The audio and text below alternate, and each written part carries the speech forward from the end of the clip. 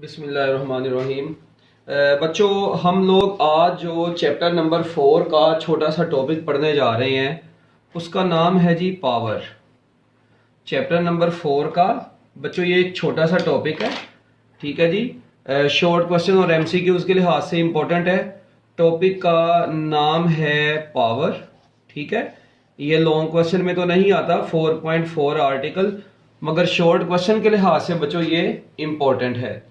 सबसे पहले तो आप लोगों को पता है कि बच्चों के आप लोग कोई भी काम करते हैं, जाहिर बात है उस काम को करने में बच्चों आपको कोई ना कोई टाइम तो लगता है। क्या ख्याल है? आप लोग कोई भी काम करते हैं बच्चों, ठीक है, आपको वो काम करने में कोई ना कोई टाइम लगता है। वो वर्क आप लोग जो भी करते हैं वो कितने टाइम में करते हैं, हम लोग उस वर्क पर यूनिट टाइम को बेसिकली पावर बोलते हैं। अगर कोई मशीन किसी पर्टिकुलर टाइम में कोई वर्क परफॉर्म कर रही है तो वो उसकी पावर होगी। अगर आप लोग किसी पर्टिकुलर टाइम में कोई वर्क कर रहे हैं तो वो आपकी पावर होगी। तो कोई भी बॉडी कितने टाइम में कितना वर्क करती है, उस time work per unit time को हम लोग फिजिक्स की दुनिया में क्या बोलते हैं बच्चों? पावर बोलते हैं। तो पावर क्या चीज है जी? पावर क्या चीज है? Work done per unit time of a body, ठीक है जी। किसी भी बॉडी के वर्क पर यूनिट टाइम को हम लोग क्या बोलते हैं? Is called power. बच्चों इसको क्या बोला जाता है? पावर बोला जाता है। कोई भी बॉडी कितने टाइम में कोई वर्क करती है, उस work done per unit time को क्या बोलते हैं फिजिक्स की दुनिया में? पावर बोलते हैं। सादा अल्फाज में इसको कई लोग रेट ऑफ डूइंग वर्क भी बोल देते हैं। रेट ऑफ डूइंग वर्क, ठीक है जी। Rate of doing work is also called power, ठीक है। अच्छा, अब आप लोग इसका अगर फार्मूला देखें तो बच्चों पावर का फार्मूला होता है work done divided by time. तो बच्चों ये बन जाएगा जी वर्क पर यूनिट टाइम। तो बच्चों work done per unit time को फिजिक्स की दुनिया में हम लोग क्या बोलते हैं? पावर बोलते हैं। क्या बोलते हैं बच्चों? पावर बोलते हैं। अच्छा, अब आप लोग यहां पर देखें, वर्क का जो यूनिट होता है बच्चों वो होता है जॉउल, टाइम का होता है सेकेंड। तो ये बन गया जॉउल पर सेकेंड। और आपको पता है जॉउल पर सेकंड को फिजिक्स की दुनिया में हम लोग क्या बोलते हैं? वॉट भी बोलते हैं। जॉउल पर सेकंड को फिजिक्स की दुनिया में क्या बोलते हैं? वॉट भी बोलते हैं। अच्छा बच्चों, आप लोग एक बात सुन लें अगर आप लोग ड्यूरिंग ये लेक्चर, ठीक है, आप लोग इसको समझते जाया करें, ठीक है। अगर किसी बच्चे की मतलब कह लें कि इसे लिखने की स्पीड स्लो है तो वो आराम सुकून से, जब मैं आपको रिकॉर्डेड लेक्चर दे दूंगा यूट्यूब के ऊपर, आप वहां से जाके आराम सुकून से भी देख सकते हैं, ठीक है। तो इसीलिए सिर्फ इसको समझ लिया करो अपने कॉन्सेप्ट को अच्छे तरीके से। तो अब बच्चों ये अभी तो जनरल बातें हैं। अब आप लोगों को पता है एसआई यूनिट ऑफ पावर, इसका मतलब कितना आ गया? तो बच्चों मैं कह सकता हूं जी पावर का एसआई यूनिट जो है वो वॉट होता है। सो पावर का एसआई यूनिट क्या होता है? वॉट होता है, जो कि किसके बराबर होता है? जॉउल पर सेकंड के बराबर होता है। अच्छा, अगर बच्चों मैं आप लोगों को कहता हूं जी इसकी डायमेंशंस बताएं, तो पावर की डायमेंशंस मैंने आपको चैप्टर नंबर 1 में भी बताई हुई है। वर्क की डायमेंशंस डिवाइडेड बाय टाइम की डायमेंशंस, ठीक है। अब वर्क की डायमेंशंस वो छोटे होते हैं, आप लोगों ने पढ़ी थी ml² t की पावर -2 होती है। और टाइम की डायमेंशन तो बच्चों t होती है। तो ये t जब ऊपर जाएगा तो क्या बन जाएगा? ये ml² t की power -3। So that is dimensional formula of power. तो बच्चों ये पावर की डायमेंशंस भी आप लोगों के सामने आ गई हैं। इन्हीं को देख के बच्चों आपको पता है मैं इसका बेस यूनिट भी लिख सकता हूं, जिसका किलोग्राम मैस की जगह पर, लेंथ की जगह पर मीटर और टाइम की जगह पर सेकंड। तो बच्चों किलोग्राम मीटर स्क्वायर पर क्यूबिक सेकंड। ये स्क्वायर ब्रैकेट से लगाई है, जस्ट मैंने वैसी ब्रैकेट लगाई है, ये ना यूनिट के साथ ब्रैकेट लगाई हो, जस्ट वैसे समझाने के लिए बस। तो बच्चों ये है इसका कौन सा unit? SI unit in terms of base units.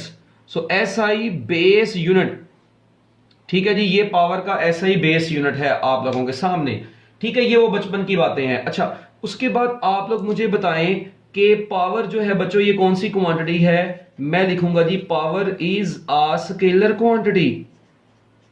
बच्चों फिजिक्स की दुनिया में पावर कौन सी क्वांटिटी है? स्केलर क्वांटिटी है। क्यों ये स्केलर क्वांटिटी है? क्योंकि आपको पता है वर्क डन भी स्केलर होता है और टाइम भी स्केलर होता है। ये दो स्केलर चीजों की रेशियो है, वर्क भी स्केलर, टाइम भी स्केलर। तो ये दो स्केलर क्वांटिटीज की रेशियो है, तो लिहाजा बच्चों पावर कौन सी क्वांटिटी हुई? पावर एक स्केलर क्वांटिटी हुई, ठीक है। अच्छा, इसके बाद बच्चों यहां पर आप इसके डिफरेंट टाइप्स पढ़ते हैं। अगर आपको याद हो, जिस तरह वेलोसिटी की आपने टाइप्स पढ़ी थी, इसी तरह बच्चों दो टाइप्स होती हैं इसकी, एक को बोलते हैं एवरेज पावर और एक को बच्चों बोलते हैं इंस्टेंटेनियस पावर। ठीक है जी, इंस्टेंटेनियस पावर और एक को क्या बोलते हैं, एवरेज पावर। बच्चों एवरेज पावर पता क्या चीज होती है, ratio of total work done divided by the total time taken. हम लोग इसको रिप्रेजेंट करते हैं PAVE से, ratio of total work done. आप लोग कोई भी काम करते हैं, टोटल जितना वर्क आप लोगों ने किया होता है, divided by the total time taken.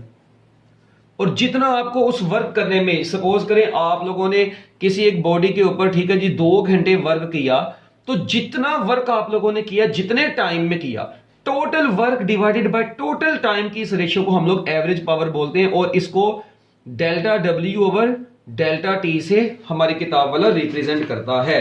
तो बच्चों if work delta W is done in the time interval delta T, then the average power during the interval delta T is defined as the ratio of total work done divided by total time taken। कोई भी total आपका work, total time, दोनों की ratio को क्या बोलते हैं, average power बोलते हैं। बच्चों इसी तरह इंस्टेंटेनियस पावर क्या होती है, power of the body at any instant of time. आपको अगर याद हो, मैंने बताया हुआ है इंस्टेंटेनियस वेलोसिटी में भी कि जब भी इंस्टेंट का लफ्ज आ जाता है ना, तो बच्चों वहां पर ये limit delta T approaches to zero मस्त है। जब भी फिजिक्स में कहीं पर भी इंस्टेंटेनियस का लफ्ज आएगा, वहां पर ये लिमिट लगाना क्या है, मस्त है। और साथ में आ जाएगा जी delta W over delta T। ये इंस्टेंटेनियस, ये आपको पता है, ये लिमिट लगाते हैं for short interval of time. ये किसके लिए लगाते हैं बच्चों, for short interval of time हम लोग ये लिमिट लगाते हैं। तो ये लिमिट याद रखना है बच्चों, कहां पर लगाई जाती है, शॉर्ट इंटरवल ऑफ टाइम के लिए लगाई जाती है। देखें ना, आप किसी इंस्टेंट की बात कर रहे हैं, किसी लम्हे की बात कर रहे हैं, आप लोग टोटल बात नहीं कर रहे अब। ठीक है जी, मैं कहता हूं जी पूरा 2 घंटे एक ना मोटर चली है और वो मोटर पानी के ऊपर वर्क करके, मोटर ना जमीन से पानी को निकाल के, तो वो पंप, यानी पंप एक, वो पानी को जमीन से निकाल के ना वो छत पर टैंकी पर भेज रहा है। अब किसी भी रास्ते में किसी भी पॉइंट पर आप लोग उसकी पावर देखेंगे, तो बच्चों उस किसी भी इंस्टेंट के ऊपर, जिस इंस्टेंट का टाइम पूरे टाइम के मुकाबले में बड़ा शॉर्ट होगा, अब आप वहां पे बैठे 2 घंटे थोड़ी उसको ऑब्जर्व करते रहेंगे। आप तो वहां पर किसी पर्टिकुलर इंस्टेंट के ऊपर उसकी पावर को अगर देखें, तो बच्चों किसी भी इंस्टेंट के ऊपर जो उसकी पावर होगी, उस इंस्टेंट की पावर को हम लोग उसकी इंस्टेंटेनियस पावर बोलते हैं। तो इनके ज्यादा कॉन्सेप्ट आपकी बुक में नहीं है, इसलिए मैं भी अभी इनकी डिटेल में नहीं जाऊंगा। बस आप लोगों को ये बेसिक बातें पता होनी चाहिए। हरी अब जल्दी जल्दी, ये छोटी छोटी बातें याद हो जाएंगी। हैंड रेज, हरी अब बच्चों, ले जी। इसके बाद बच्चों अब हम लोग थोड़ी सी बात को आगे बढ़ाएंगे। देखें, आप लोगों ने पावर के बाद, ठीक है जी, यहां पर ना शॉर्ट क्वेश्चन में आता है, मैंने आपको बताया ये 2-3 शॉर्ट क्वेश्चन है जो मैं आपको बताने लगा हूं। पहला शॉर्ट क्वेश्चन है जी, prove that power is equal to F dot V। बच्चों ये क्या शॉर्ट क्वेश्चन आता होता है कि आप लोगों ने प्रूफ करना है कि पावर जो होती है वो dot product of force and velocity होती है। फिर आप लोगों ने कमर्शियल यूनिट भी प्रूफ करना है, चलो वो बाद में करते हैं। पहले सबसे बच्चों आप लोग ये प्रूफ करेंगे कि power is dot product of force and velocity. बच्चों मेरी बात सुनो, आप लोगों को पता है कि पावर का जो फार्मूला भी आप लोगों ने पढ़ा, एज वी नो डैट, बच्चों जैसा कि हम लोग जानते हैं पावर का जो फार्मूला होता है वो क्या होता है, आप लोगों ने भी पढ़ा बच्चों पीछे, ये आपकी टेक्स्ट बुक वाला मैं लिख रहा हूं। Power is equal to limit delta T approaches to zero delta W over delta T।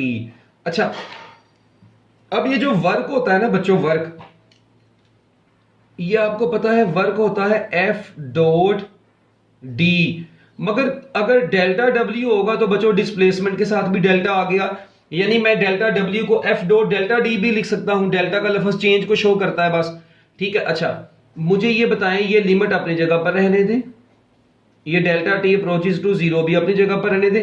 इस डेल्टा W की जगह पर मैंने पूरा लिख दिया F डॉट डेल्टा D और नीचे आ गया बच्चों डेल्टा T। अब आप लोग ये काम करें, यहां से F को बाहर निकाल लें, ये F को बाहर निकाल लेंगे, डॉट, अब लिमिट सिर्फ और सिर्फ किसके साथ आ जाएगी, लिमिट आ जाएगी delta T approaches to zero delta D divided by delta T। अब ये देखें आप लोग, अगर यहां पर थोड़ा सा गौर करें, मैंने कोई नई चीज नहीं की, वर्क की जगह पर dot product of force and displacement लिखा, उसमें से फोर्स को अलहदा कर लिया, लिमिट को लगा दिया delta D over delta T के साथ। ये क्यों लगाया? क्योंकि मुझे पता है कि ये जो इतनी सी चीज है ना, ये वेलोसिटी के बराबर होगी, क्योंकि मुझे पता है जी time rate of displacement delta T approaches to zero, delta D over delta T, time rate of change of displacement is known as velocity. तो लो जी बच्चों, अब मेरी बात सुने, यहां पर आप लोग इस पूरी चीज की जगह पर जब वेलोसिटी आ जाएगा तो पावर का फार्मूला बन जाएगा एफ डॉट वी। तो लो जी बच्चों, ये आप लोगों के पास एक 2 नंबर का शॉर्ट क्वेश्चन आ गया। अगर ये पेपर में आ जाएगा, आप लोग इसको ऐसे लिखाएंगे। अच्छा, आपने अक्सर बच्चों का एक सवाल होता है कि सर आपने इसको इंस्टेंटेनियस के साथ ही क्यों किया है, ऐसे ही क्यों किया, ये तो एवं फजूल, ये लिमिट बड़ी भैड़ी सी लग रही है, हमें तो इस पे तो देख के डर लग रहा है। और बच्चों मेरी बात सुनो, इसमें कोई परेशानी वाली बात नहीं है, आप लोग इसको जनरली भी ऐसे प्रूफ कर सकते हैं, मगर आपकी टेक्स्ट बुक में जिस मेथड से किया गया, आपने जाहिर बात है बोर्ड में तो उसी तरीके से करना है। जनरल इसका मेथड क्या था जी, कि बच्चे कहते हैं सर ये देखें पावर का तो फार्मूला होता है ना वर्क ओवर टाइम, ये तो पता है, तो वर्क आगे से होता है एफ डो डी, ये भी मानते हैं, ठीक है, और आगे से डिस्प्लेसमेंट ओवर टाइम जो होता है वो वी होता है, तो एफ डॉट वी आ गया। इतना सिंपल सा प्रूफ तो भाई यही किया है मैंने, बस ये मैंने जनरल पावर के साथ, ये मैंने इंस्टेंटेनियस पावर के साथ प्रूफ कर दिया है, तो इसमें कोई मसले वाली बात नहीं है, ठीक है। आप बस ये करें कि बुक वाले ने असल में एक पर्टिकुलर इंस्टेंट के लिहाज से पावर की कैलकुलेशन कर ली है। अगर आप लोग नहीं करना चाहते जनरली, अगर आप लोग पेपर में बैठे हैं आपको याद नहीं आया, तो आप इसको विद इन 1 मिनट बल्कि हाफ मिनट के अंदर आप लोग इसको ऐसे भी डिराइव कर सकते हैं शॉर्ट फॉर्म में याद रखने के लिए। मगर जब आपने इसको पेपर में लिखना है शॉर्ट क्वेश्चन में, तो आपने ये पूरा इंस्टेंटेनियस पावर के साथ एक्सप्लेन करना है। और आपको ये भी पता होना चाहिए, जब इसी को मैं ओपन करूंगा तो पावर इज इक्वल टू क्या आ जाएगा, एफ वी कोस थीटा भी आ जाएगा। और थीटा यहां पर बच्चों क्या चीज होगी, बॉडी के ऊपर अप्लाई की गई फोर्स और उसकी वेलोसिटी के दरमियान का ये एक एंगल होगा। तो power is equal to F dot V आपके पास आ गया है। तो बच्चों ये तो शॉर्ट क्वेश्चन था छोटा सा, जो कि मेरा ख्याल है आपको समझ लगी होगी। हरी अप जल्दी जल्दी हैंड, जिस बच्चे ने हैंड रेज ना किया, या मैं बता रहा हूं जो यहाँ पे अलर्ट होके नहीं बैठा हुआ, उसको तो मैंने 1 मिनट से पहले अब क्लास से रिमूव करना है, ठीक है। तुम लोग बैठे हुए भाई ऐसे ही मुंह उठा के।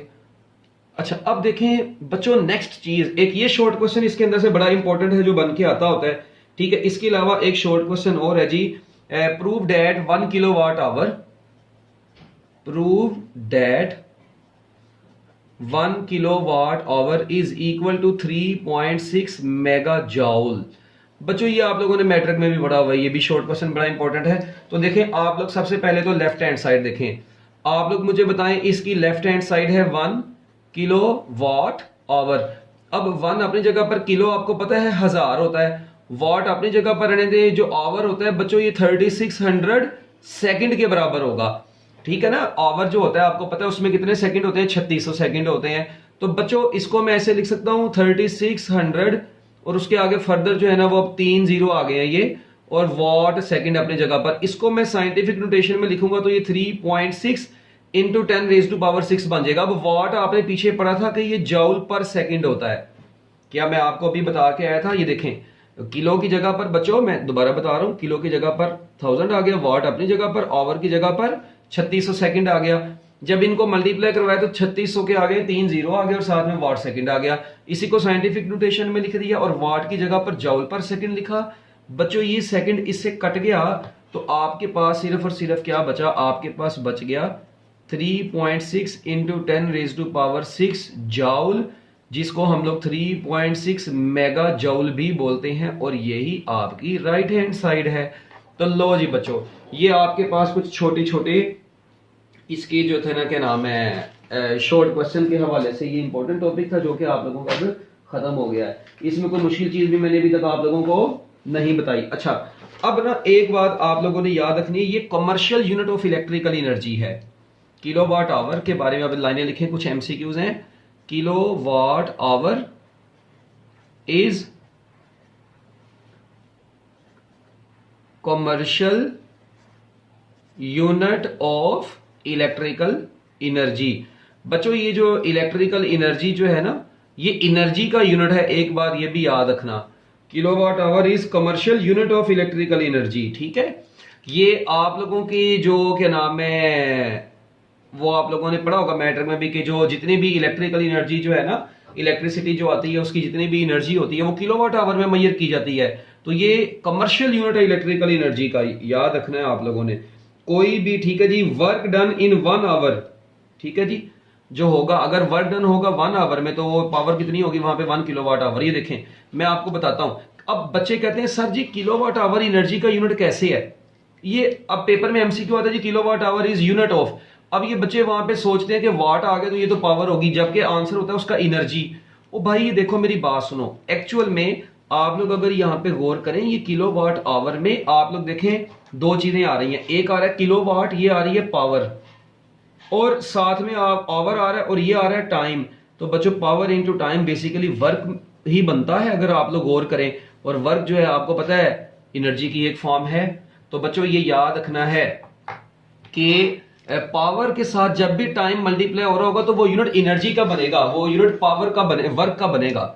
जिस तरह मैं आप लोगों को ये आप लोगों को अगर मैं कहता हूं जी मेगावाट डे, अब मेगावाट पावर होगी, डे टाइम हो गया, तो power into time work. Megawatt day भी किसका यूनिट है?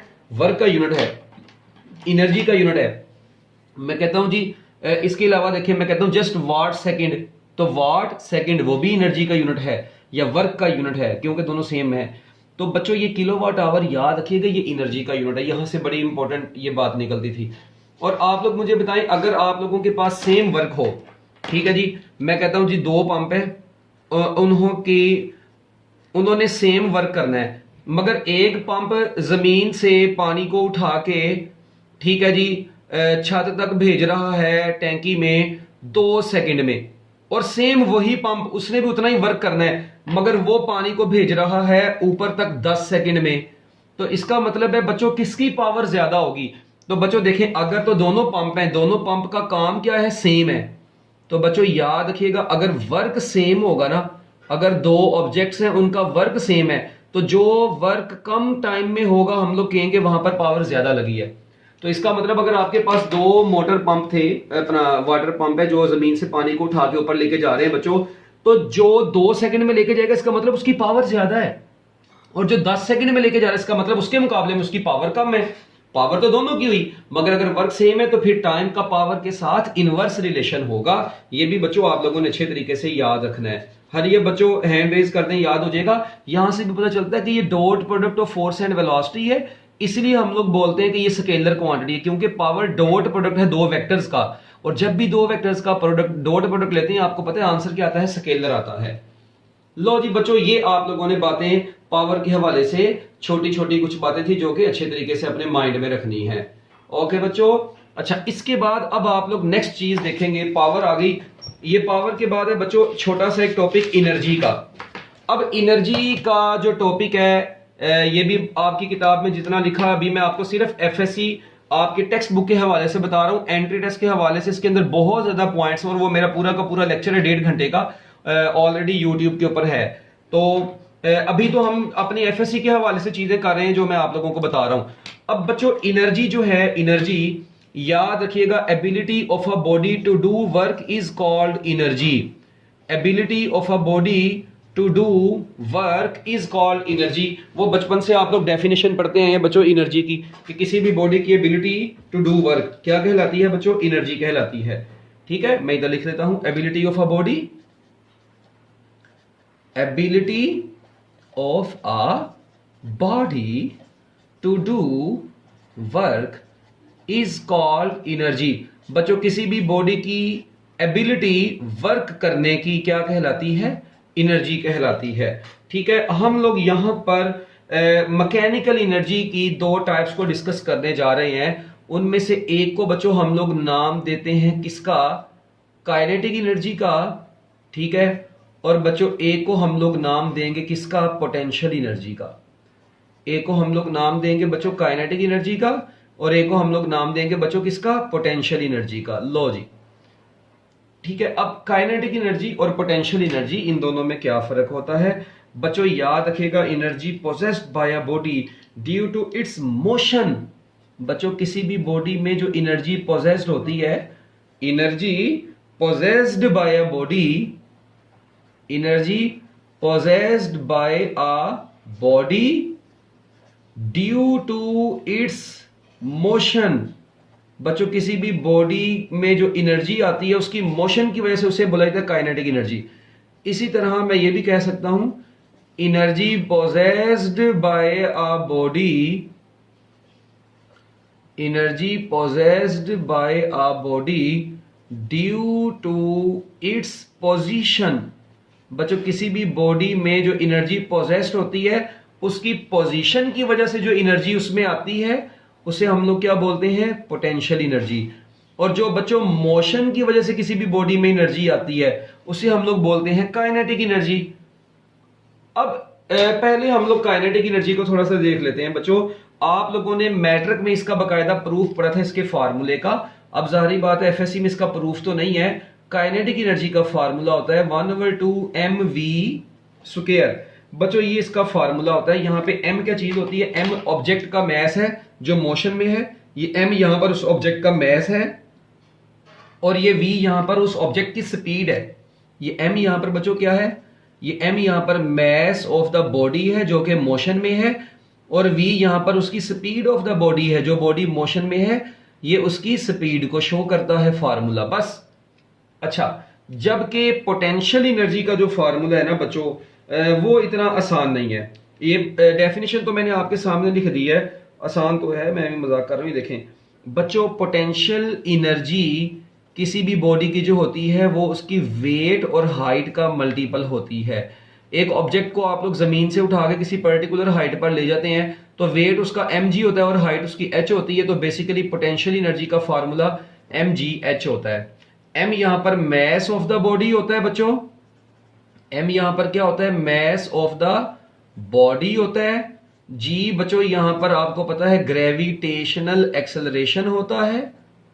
क्या होता है, ग्रेविटेशनल एक्सेलरेशन होता है जिसकी वैल्यू 9.8 मीटर पर सेकंड स्क्वायर होती है। और h यहां पर हाइट फ्रॉम रेफरेंस पॉइंट होती है। किसी रेफरेंस पॉइंट से बच्चों आप लोग ये हाइट मालूम करते हैं। ये रेफरेंस पॉइंट अर्थ भी हो सकती है, ठीक है। यूजुअली अभी हम लोग क्योंकि अर्थ पे हैं तो अर्थ की बात करते हैं, अर्थ की सरफेस से मेजर की जाती है, ठीक है। अच्छा, अब इनका ना मैं आपको बताता हूं कॉन्सेप्ट। ये आपकी किताब में इतना सा लिखा है बस। असल में अब आप लोगों ने जरा बच्चों बड़े गौर से कुछ बातें सुननी है, बड़ी इंटरेस्टिंग बातें हैं ये जो मैं आपको बताने लगा हूं। ये काइनेटिक एनर्जी और पोटेंशियल एनर्जी के हवाले से इसमें से ना बड़े जबरदस्त किस्म के एमसीक्यूज भी निकलते हैं, ठीक है। अब आप लोग मुझे ये बताएं, एक कार है बच्चों, ये कार है यहाँ पर चर्सी, ऐसे बड़े chillmall.com में ये कार ऐसे ऐसे रोड के ऊपर मूव कर रही है। इसका मैस भी है और ये बच्चों किसी पर्टिकुलर वेलोसिटी से मूव कर रही है पर्टिकुलर डायरेक्शन में। इसका मतलब इसकी जो काइनेटिक एनर्जी है वो तो 1/2mv² है। तो अब मेरी बात सुने, ये लेवल रोड के ऊपर मूव कर रही है, ऐसे मूव कर रही है। तो बच्चों अब मुझे ये बताएं पोजीशन। अब बच्चे ना कंफ्यूज होते हैं, वो कहते हैं सर जी क्या मतलब, हमें समझ नहीं आती। ओ भाई मेरी बात सुने, इस वक्त ये लेवल रोड के ऊपर मूव कर रही है, इसकी स्पीड चेंज होगी, मुझे बताएं ये स्पीड चेंज होगी इसकी, ठीक है। इस वक्त देखें अगर इसके टायर इस वक्त जमीन पे लगे हुए हैं बच्चों, जमीन के लिहाज से अब इसकी हाइट तो कवर हाइट पे तो है नहीं है, ये जमीन से किसी पर्टिकुलर हाइट पे हो तो मैं बात करूं, इसके टायर ही जमीन पर लगे हुए हैं इस वक्त। इसका मतलब इसके अंदर पोटेंशियल एनर्जी तो आती है हाइट की वजह से किसी ऑब्जेक्ट में। पोजीशन से मुराद है वो किसी हाइट पर गई हो, ग्रेविटी के अगेंस्ट या ग्रेविटी के डायरेक्शन में भी आ रही हो, वो भी बताता हूं मैं आपको। तो इस वक्त इसमें पोटेंशियल एनर्जी को डिस्कस नहीं किया जाएगा क्योंकि इस वक्त ये ऐसे मोशन में है। तो मोशन में जस्ट हम लोग जो एनर्जी को डिस्कस कर रहे हैं वो काइनेटिक एनर्जी है।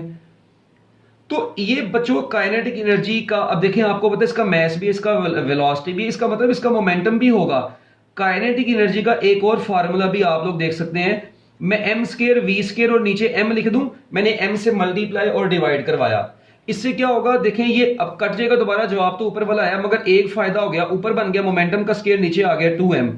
तो लो जी बच्चों, आपके पास काइनेटिक एनर्जी का फार्मूला क्या बन गया, ये अर्थ है, ठीक है जी। हाँ, काइनेटिक एनर्जी का फार्मूला बन गया p²/2m। इसका मतलब काइनेटिक एनर्जी का एक फार्मूला और आपकी निगाहों के सामने अब आ गया है, p²/2m मोमेंटम की फॉर्म में। और ये किसकी फॉर्म में है, ये वेलोसिटी की फॉर्म में है।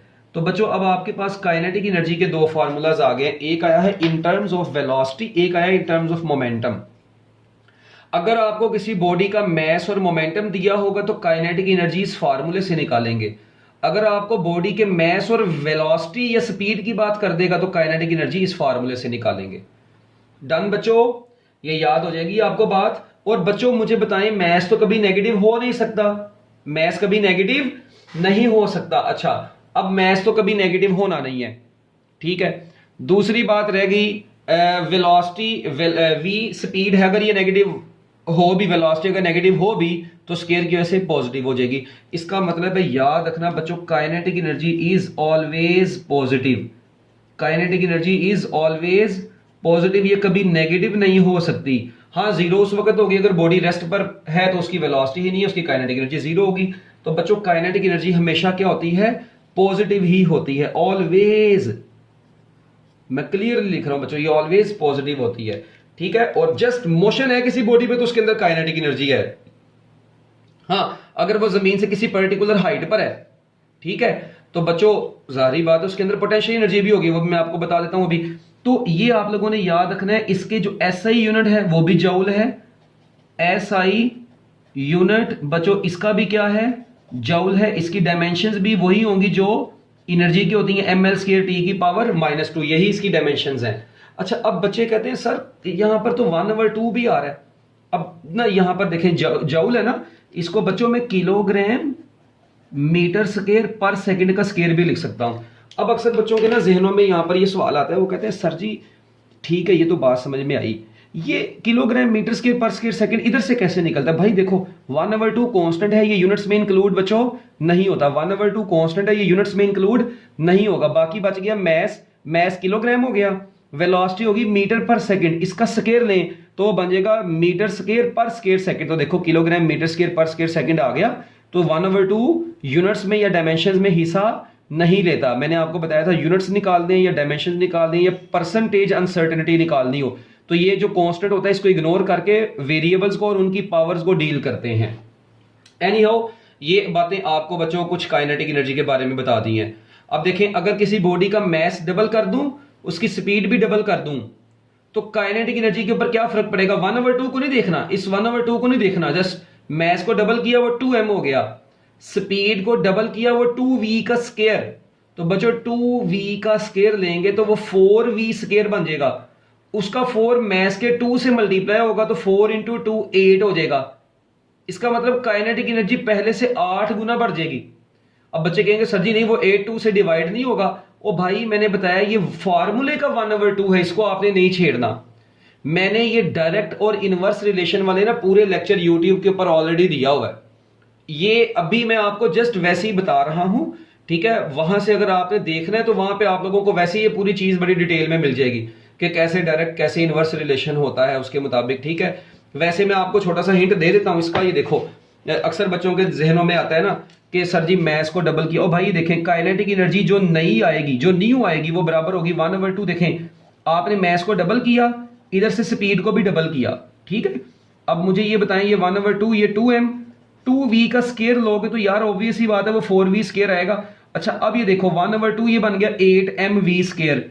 अब बच्चे कहते हैं सर जी ये 8 को काटने देना। ओ भाई नहीं काटना, आपने 8 को बाहर निकालना है और ये 1/2 mv स्क्वायर। अब ये इसका मतलब जो न्यू काइनेटिक एनर्जी आई है इस पूरी चीज की जगह पर ओरिजिनल काइनेटिक एनर्जी लिख दो।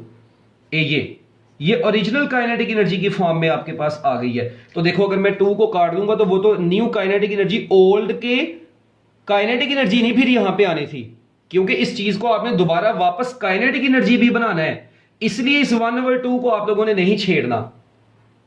तो बच्चों बात समझ में आई? If mass and velocity becomes double, इसका मतलब है if mass and velocity are double, hand raise कर देना जल्दी जल्दी, शाबाश, काइनेटिक एनर्जी विल बिकम। तो बच्चों काइनेटिक एनर्जी कितनी बन जाएगी? 8 टाइम्स बन जाएगी। तो बच्चों इस तरीके से अब आप लोगों को ये एमसीक्यूज का थोड़ा बहुत पता होना चाहिए। आप लोगों ने सिंपल पेंडुलम का जो टॉपिक पढ़ा हुआ है उसमें भी आप लोगों ने ये एमसीक्यू इस तरीके से किया हुआ है, ठीक है। अच्छा इसी तरह ये एक एमसीक्यू आ गया आप लोगों के सामने, ओके। चले अब बच्चों हम लोग वापस इधर आते हैं। ये काइनेटिक एनर्जी की बातें हम लोगों ने कर ली हैं। अच्छा एक काइनेटिक एनर्जी की बात और रह गई है, बड़ी ही इंपॉर्टेंट। कहा जाता है देखें ये ना बोर्ड के पेपर में एक मरतबा एमसीक्यू आया, पता नहीं सरगोदा बोर्ड था, कौन सा बोर्ड था, वहां पे एक एमसीक्यू आया बच्चों, ये एमसीक्यू ये आया कि काइनेटिक एनर्जी का देखें फार्मूला है 1/2 mv² माना। अच्छा, अब ये देखें, अगर आप लोग थोड़ा सा गौर से देखें ना, ये मैं इसको आपको पता है जो वेलोसिटी होती है ना यहाँ पे v², ये basically self dot product of velocity होता है काइनेटिक एनर्जी के फार्मूले में। ये बड़ी इंपॉर्टेंट बात है बच्चों, काइनेटिक एनर्जी के फार्मूले में ये जो v² होता है ये self dot product of velocity होता है, ये v.v होता है। अब आप लोग एक काम करें, आप लोग क्या काम करते हैं, ये एक v को ना इधर लिख दें, ये देखें मैं ऐसे लिख सकता हूं 1/2m, एक v इधर लिख दिया, साथ में ये डॉट प्रोडक्ट ऑफ ये वाला वेलोसिटी अपनी जगह पर रहा। अच्छा, अब मेरी बात सुनना जरा, यानी मैंने v.v ऐसे, आप लोग देखें इतनी सी जो चीज है ना बच्चों, इतनी सी जो चीज है ये, इसको मैं एवरेज मोमेंटम भी बोल सकता हूं। इसको बच्चों मैं क्या बोल दूंगा, मोमेंटम को p से रिप्रेजेंट करते हैं, मैं नीचे AVE लिखता हूं, एवरेज मोमेंटम, साथ आ गया v.v। तो बच्चों आप लोग देखें kinetic energy is dot product of average momentum and velocity. बच्चों अब बच्चे कहते हैं सर इसको एवरेज आपने क्यों लिख दिया, और ये आपकी बुक में नहीं लिखा हुआ, ये एक्स्ट्रा चीजें बता रहा हूं।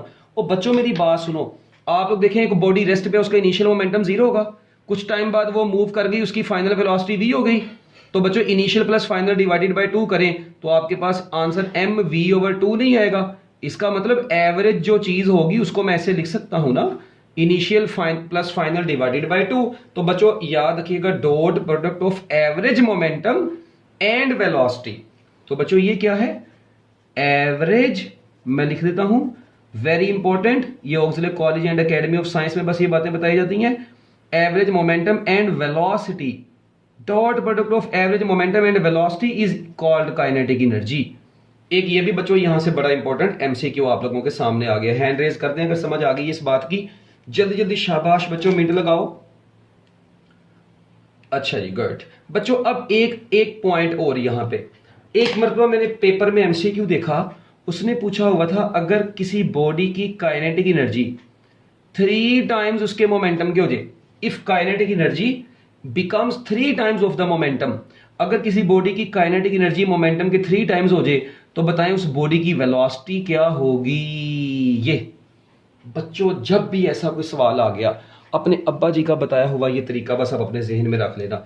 अगर kinetic energy 3 times that of momentum आए, काइनेटिक एनर्जी का फार्मूला होता है 1/2mv²। 3 मोमेंटम का फार्मूला होता है mv, आप लोग इसको ऐसे लिख लें 1/2mv² is equal to 3 times mv। अब मेरी बात सुनो, आप लोग देखो m से कट गया, ये एक v इससे कट गया, तो आपके पास बच गया v/2 इज इक्वल टू 3। तो ये 2 को उधर जाके मल्टीप्लाई करवा दो, तो बच्चों v आपके पास बराबर आ गया 6 मीटर पर सेकंड के। तो लो जी बच्चों ये आपके पास, इसका मतलब है अगर किसी बॉडी की काइनेटिक एनर्जी उसके मोमेंटम का 3 टाइम्स हो जाए तो बच्चों उस वक्त उस बॉडी की वेलोसिटी कितनी होगी, फार्मूले में वैल्यू पुट करके आप लोग वेलोसिटी कैलकुलेट कर लेंगे, वो 6 मीटर पर सेकंड आ जाएगी। जी बच्चों डन, ये चीजें तैयार हो जाएंगी। हरी अब जल्दी जल्दी जरा, जल्दी जल्दी जल्दी जल्दी, शाबाश। ओके जी, गुड बच्चों। अब आखिर पर एक पॉइंट, अभी हम सिर्फ इसी को डील कर रहे हैं, पोटेंशियल एनर्जी और काइनेटिक एनर्जी को। अच्छा, कहा जाता है potential energy is always due to constrained state. ये पॉइंट थोड़ा सा एक रह गया था, कॉन्स्ट्रेन्ड स्टेट की वजह से किसी भी बॉडी में ये पोटेंशियल एनर्जी आती है। What do you mean by the constraint state? बच्चों कंस्ट्रेंट का लफ्ज निकला मजबूरी से। अगर कोई बॉडी ना मजबूर हो जाए ना, तो जब किसी बॉडी में मजबूरी आती है तो उसमें पोटेंशियल एनर्जी आती है। फॉर एग्जांपल देखें, ये अर्थ है, ठीक है, ये क्या है जी, अर्थ है। मैं कहता हूं जी ये अर्थ से एक बॉडी को आप लोगों ने क्या काम करना है, आप लोगों ने बच्चों इस बॉडी को उठा के जमीन से ऊपर लेके जाना है। अब आपने इसको किसी पर्टिकुलर हाइट पर लेके जाना, ये नहीं जाना चाहती थी, मगर आप लोग इसको मजबूर कर रहे हैं कि ये जमीन से ऊपर को जाए।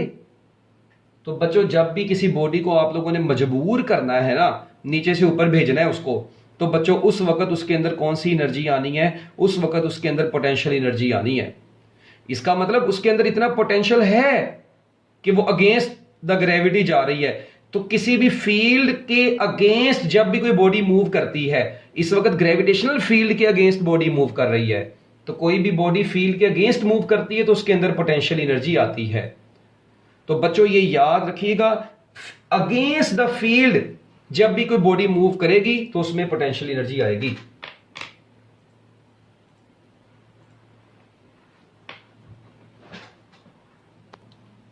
तो बच्चों ये देखें, जब भी कोई बॉडी फील्ड के अगेंस्ट जाती है, ठीक है, तो बच्चों उसके अंदर पोटेंशियल एनर्जी आती है। अच्छा, अब ना इस चीज को जरा आप लोग समझे, पोटेंशियल एनर्जी को भी थोड़ा सा याद रखिएगा बच्चों।